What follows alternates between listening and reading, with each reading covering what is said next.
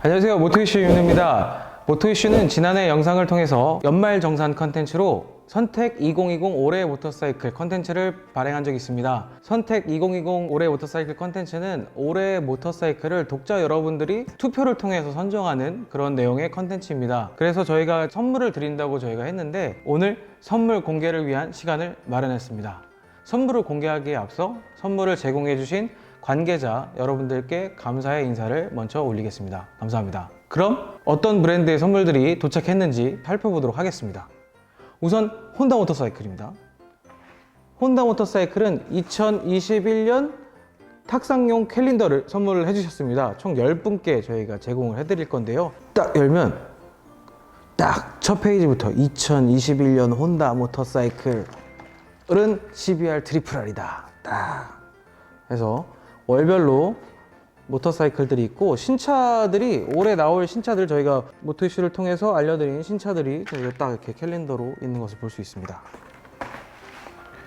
그 다음으로는 트라이엄프입니다. 트라이엄프는 이 캡 모자를 선물로 주셨는데요. 약간 트러커 형식의 뒤에 망사로 되어 있고 앞에는 모토2.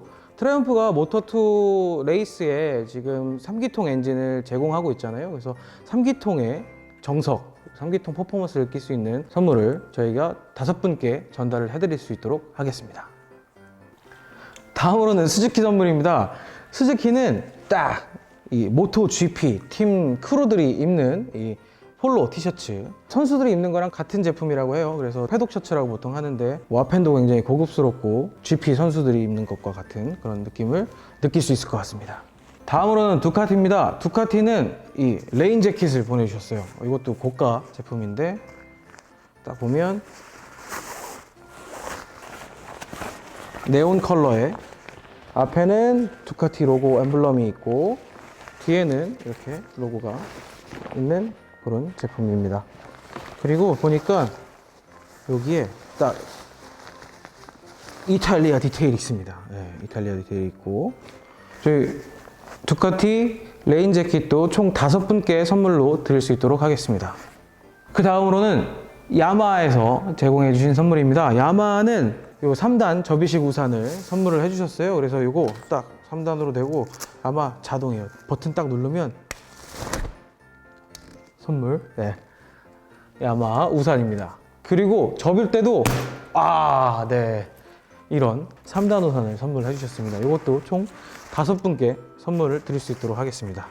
다음으로는 BMW 모토라드에서 온 선물입니다. BMW 모토라드는 그 R18 딱 써있는 선물을 보내주셨고 요거 안에는 백팩이 들어있습니다. 이게 로우로우라고 가방 브랜드가 있는데 BMW 모토라드와 협력해서 만든 콜라보레이션 제품이에요. 라이드 장갑을 끼고도 지퍼를 쉽게 작동할 수 있게끔 만들어 놓고 뭐 이런 그 디테일들 라이더를 위한 디테일들을 많이 만들어 놓은 제품으로 알려져 있고 요것과 함께 R18이 있는 USB와 배지 그리고 박스 엔진 배지 이렇게 되어 있는 기념품 세트가 또 동봉이 됩니다.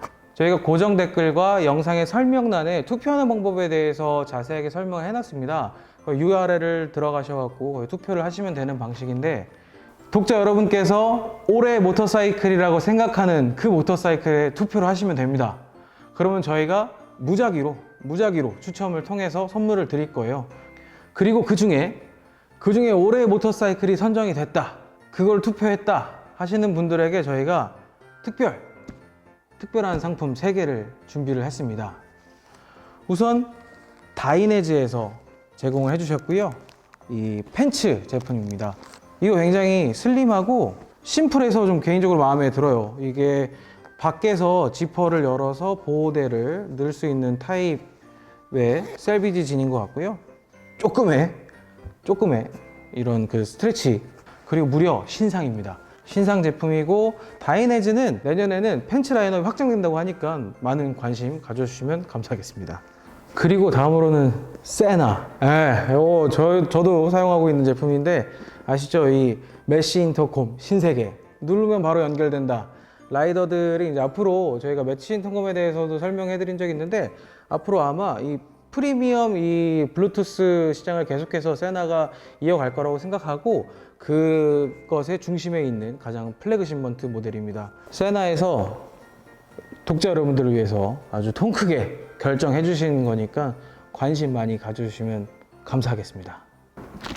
그리고 헬멧입니다. HJC에 대한 저희 댓글이 굉장히 좀 많이 있었어요. 그래서 저희가 HJC에 문의해서 선물을 아주 큰 선물을 저희 준비했습니다. 사이즈도 좀 커요. 3X 사이즈입니다. 이게 신제품이거든요. 이번에 새로 나온 알파 90S 플립업 시스템으로 되어 있고 이너 선바이저까지 제공이 되는 모델이고 카본이다 보니까 이 착용감이나 이 무게에도 굉장히 유리한 점이 있는 플래그십먼트 투어링 시스템 헬멧입니다. 이게 앞서 설명드린 것처럼 따끈따끈한 신제품입니다. 카본 버전에 이번에 새로 출시된 제품이다 보니까 제품을 구하는데도 굉장히 애를 먹었어요. 근데 저희가 구한 것은 3X 라지 제품입니다. 이 점은 좀 감안을 해주시면 고맙겠습니다. 여러분들 아직 저희가 투표를 진행하고 있습니다. 현재까지 굉장히 많은 분들께서 투표를 해주셨는데요. 21일까지 투표를 진행하고 있습니다. 투표에 참가 많이 해주세요. 이거 생각보다 확률이 굉장히 높습니다. 네, 투표를 꼭 좀 부탁드리도록 하겠습니다. 그럼 오늘도 영상 봐주셔서 감사하고 투표 잊지 말고 꼭 좀 투표 부탁드리겠습니다. 감사합니다.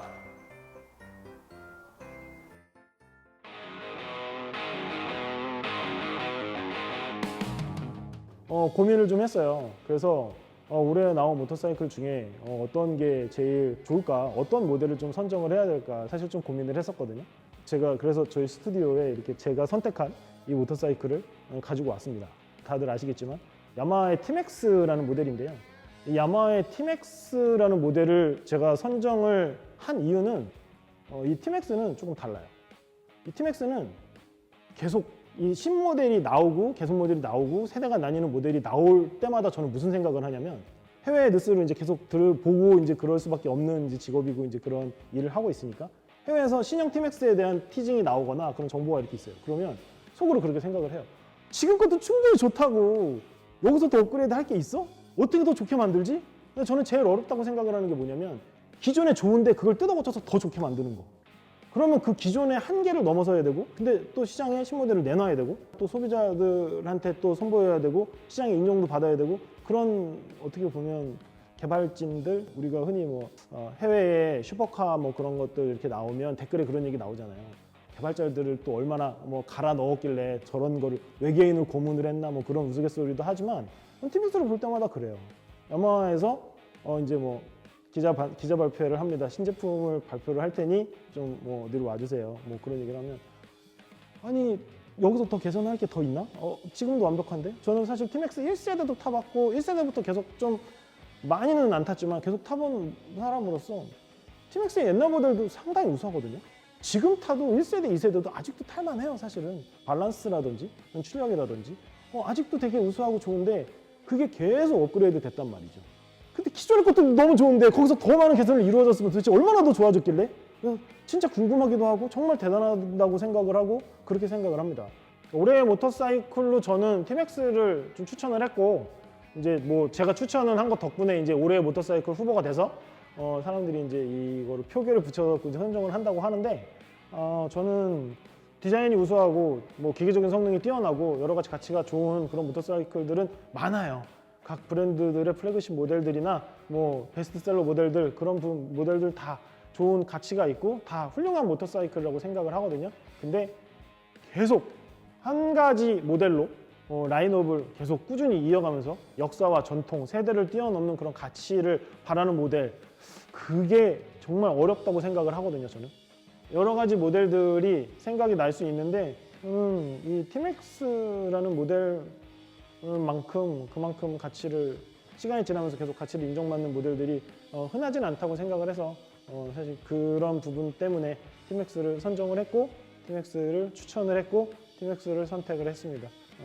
제 생각하고 이제 같이 생각이 같으신 분들은 투표를 좀 해주시고 티맥스에 좀 힘을 실어주시면 좋을 것 같습니다.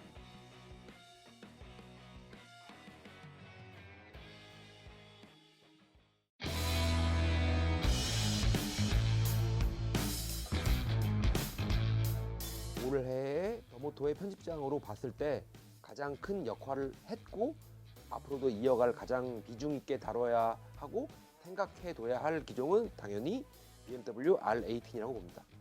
BMW가 만들어 놓은 이 레트로 무드를 자연스럽게 이어가는 것이기도 하고, 그리고 BMW가 레트로 무드만 끌고 간 게 아니었거든요. 레트로 무드와 더불어서 어드벤처, GS로 대변되는 이 어드벤처 장르를 두 가지를 같이 끌고 갔어요. 그러면서도 이제 슈퍼바이크나 뭐 어반이나 스쿠터도 놓치지 않았거든요. 당연히 볼륨 면에서는 일제 브랜드들이 훨씬 더 압도적인데, 지금 유행 같은 걸 보면 유럽 브랜드에 따라갈 수밖에 없는 분위기가 되고 있는데, 그 유럽 브랜드에서 유행을 이끌고 하는 것들은 다 BMW라고 봅니다. 이 BMW가 만들어 놓은 이 무드, 이 레트로에서 이어지는 아메리칸의 무드를 아메리칸으로 연결되는 이 무드의 시작점이 바로 R18이기 때문인 거죠. 지난 한 달간 모토톡 채널의 구독이나 아니면 그런 조회수가 굉장히 낮아요. 뭔지 모르겠지만 뭐 노출 빈도가 낮나 보지 뭐. 그럼에도 불구하고 그 전에 가장 조회수가 높았던 모델이 R18이었어요. 그게 그만큼 사람들이 많이 관심을 갖고 있다는 거죠. 뭐 사람들이 솔직히 1050 브이스롬을 많이 검색해 보겠어요? 아니면 뭐 슈퍼컵을 많이 검색해 보겠어요?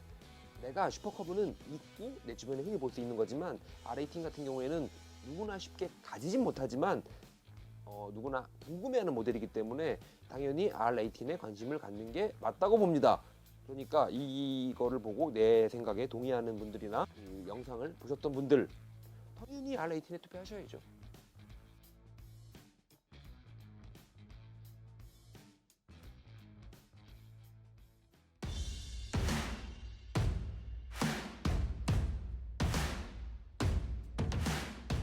CBR 1000 트리플 R 같은 경우에는 두말할 나이가 있겠습니까?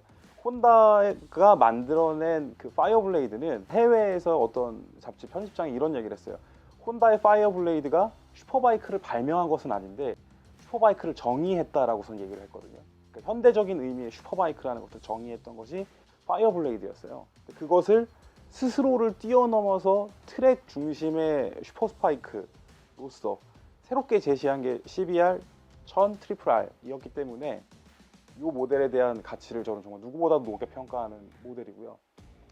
또 다른 의미로는 CBR 1000 트리플 R의 경우에는 기존의 일본 슈퍼바이크, 일본 4대 브랜드의 슈퍼바이크들이 갖고 있었던 한계점, 뭐 쉽게 얘기를 하면 가격적으로 유러피안 슈퍼바이크들은 3천만 원 이상 혹은 4천만 원 그 이상을 가도 다들 납득을 하는데 일제들은 2천만 원 선에서 계속 묶여 있었어요. 근데 여러분들도 잘 아시다시피 슈퍼바이크 시장이 굉장히 하이엔드, 그러니까 소비층 자체가 굉장히 높은 소득을 갖고 있는 분들이 접근을 하고 그 숫자 자체는 많지 않다 보니 일제 4대 브랜드들도 다음 단계로 나아가야 했는데 그 첫 번째 단추를 저는 혼다가 CBR 1000 트리플 R로 해냈다고 생각을 합니다. 그렇기 때문에 이 모델은 앞으로 정말로 그 전 세계 슈퍼바이크 시장에서 혼다가 정면으로 도전장을 내민 거라고 보고 이것으로 인해서 다른 브랜드들도 활동 범위를 좀 더 과감하게 가져갈 수 있는 계기를 만들어 줄 거라고 생각해요. 또 한편으로 유러피안 브랜드들의 반격도 이것으로 인해서 일어날 것이라고 보고 있고요. 그렇기 때문에 올 한 해 2020년 국내에서 출시된 모든 모터사이클 중에서 가장 중요한 모델 한 모델을 꼽는다 라고 했을 때 저는 CBR 1000 트리플 R을 꼽겠습니다. 물론 SP가 제일 좋아요. 전국에 홈파이어 전국에 홈파이어 혼다의 CBR 1000 트리플 R에 투표를 해주세요. 홈파들 많으신 거 알아요. 샤이 홈파 진짜 많으신 거 제가 잘 알고 있는데 투표를 해주셨으면 좋겠고 CBR 1000 트리플 R 이 인기를 끌면 끌수록 더 좋은 모터사이클들이 더 많이 나오게 될 거라고 기대를 하고 있어요. 그러니까 올해 모터사이클을 뽑는 투표에서 혼다의 CBR 1000 트리플 R에 한 표 선사해 주십시오.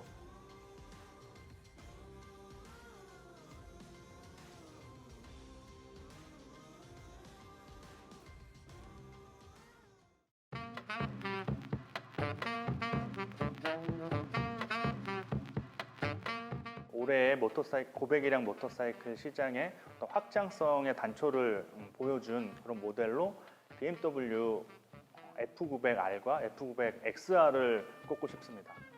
두 모델이 처음 나왔을 때 모터사이클 타는 주변 사람들이 다 그 모델에 대해서 계속 얘기했어요. 그 가격과 생김새와 어떤 그 능력에 대해서 야 이건 정말 제대로 좀 시장의 볼륨을 늘리겠다는 어떤 그런 마음으로 만들었다는 얘기를 많이 했어요. 제품을 보다 보면 이런 제품들이 있습니다. 이래도 안 사?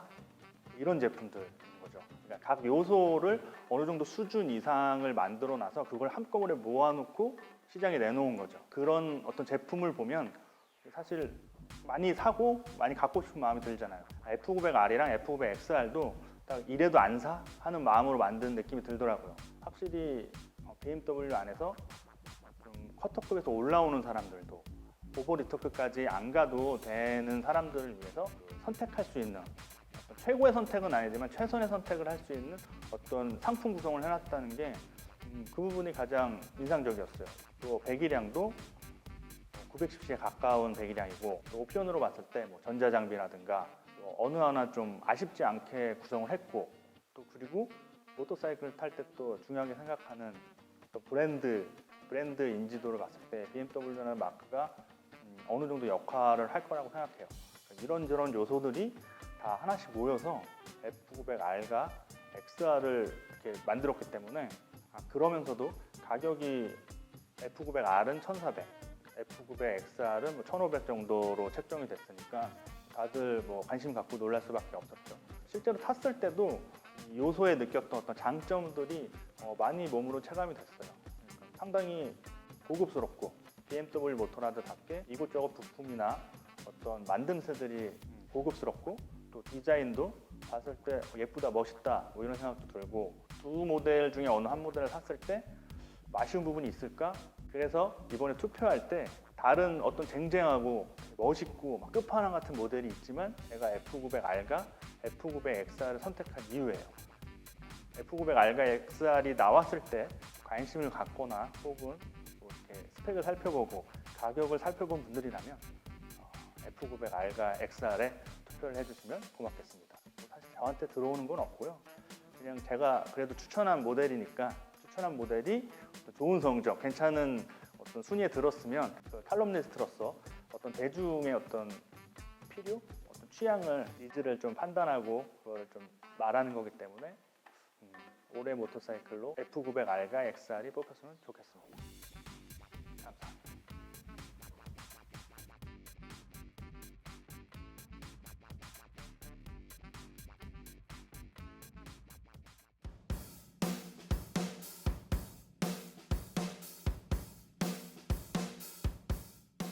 수즈키 브리스트롬 1050 XT가 기억에 남습니다. 이유는 저는 사실 그렇게 옆에 철가방 달린 사이드박스 달린 모터사이클들을 별로 안 좋아해요. 개인적으로 그 두 바퀴를 오래 타면서 몸이 힘든 그 막 피 빨리듯이 막 체력 소진되고 이러는 게 너무 싫어 못 견디거든요.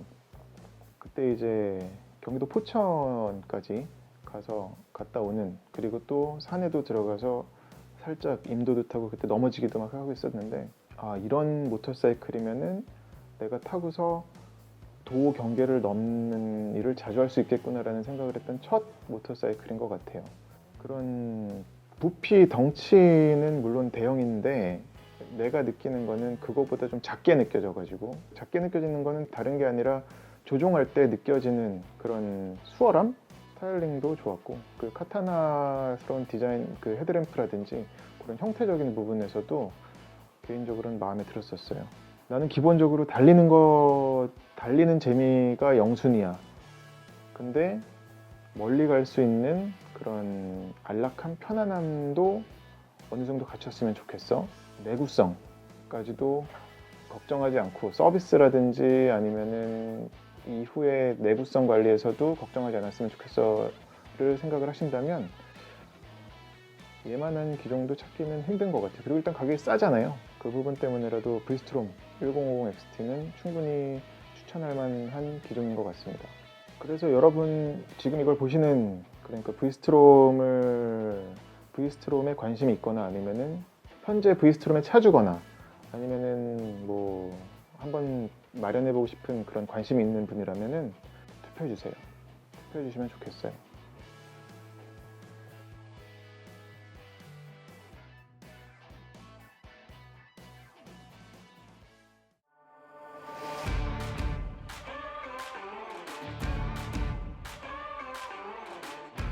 스트리트 파이터 V4S가 가장 마음에 들었던 건 뭐냐면 208마력 쇼킹하잖아요 정말.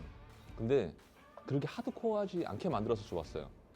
일단 서스펜션 같은 경우에 두 가지 모드가 있는데 픽시드 모드는 그 라이딩 모드 세 가지, 레이스, 스포츠, 로드 중에서 레이스 모드일 때만 선택이 되고, 물론 세 가지 모드에서 다 설정을 바꿀 수 있는데 그 스포츠하고 로드 모드에서 설정되는 서스펜션인 엄청 부드러워서 일반 도로에서는 정말 웬만한 그냥 투어링 모델 타듯이 부드럽게 탈 수 있어요. 마력은 208마력인데도 불구하고.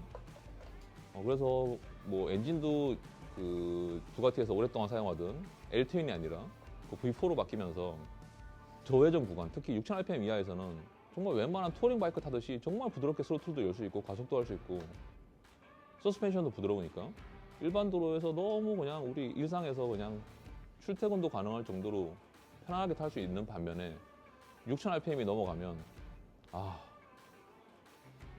이건 다른 세계입니다. 전혀 정말 쏟아져 나와요.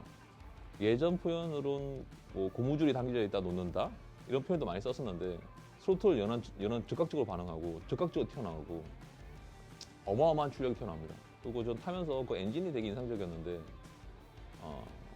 기존 4기통하고 느낌이 완전 다르고요. 그렇다고 해서 그 야마 R1처럼 그 부동 간격 엔진하고도 필링이 완전히 다르고, 심지어 예전에 나왔던 RS V4하고도 같은 V4인데도 불구하고 엔진이 완전히 달라요. 그 스트리트 파이터 V4S에 사용된 엔진은 확실하게 2기통 느낌을 많이 살렸고 4기통보다도 되게 그냥 배기량이 작은 2기통인데 파워가 엄청 강한 느낌이에요. 엔진이 너무 인상적이었어요 정말. 스트리트 파이터 V4S 하면 강렬하죠. 슈퍼바이크를 잡는 네이키드입니다. 올해 가장 강렬했다 생각합니다. 꼭 선택을 해주시고 부가티에서도 분명히 그에 걸맞는 상품을 거실 겁니다. 선택 부탁드려요.